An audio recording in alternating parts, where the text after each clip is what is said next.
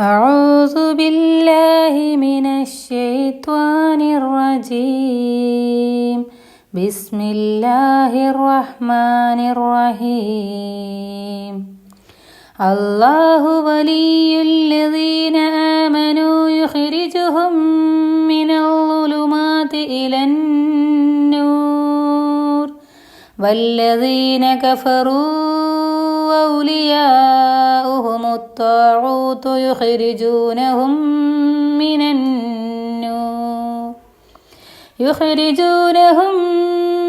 النور إلى الظلمات أولئك أصحاب النار هم فيها خالدون. വിശ്വസിച്ചവരുടെ രക്ഷാധികാരിയാകുന്നു അള്ളാഹു.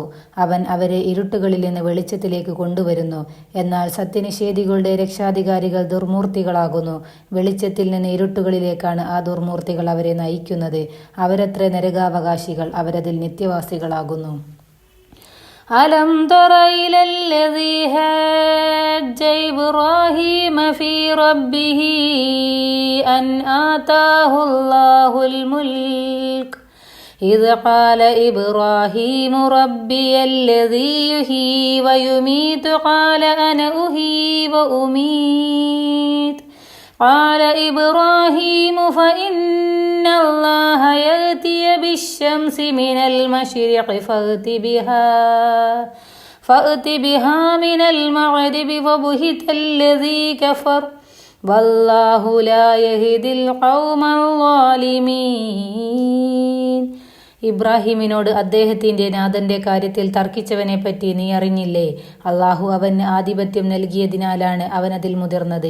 എൻ്റെ നാഥൻ ജീവിപ്പിക്കുകയും മരിപ്പിക്കുകയും ചെയ്യുന്നവനാകുന്നു എന്ന് ഇബ്രാഹിം പറഞ്ഞപ്പോൾ ഞാനും ജീവിപ്പിക്കുകയും മരിപ്പിക്കുകയും ചെയ്യുന്നുവല്ലോ എന്നാണവൻ പറഞ്ഞത്.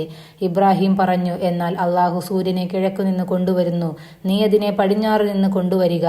അപ്പോൾ ആ സത്യനിഷേധികൾക്ക് ഉത്തരം മുട്ടിപ്പോയി. അക്രമികളായ ജനതയെ അള്ളാഹു നേർവഴിയിലാക്കുകയില്ല.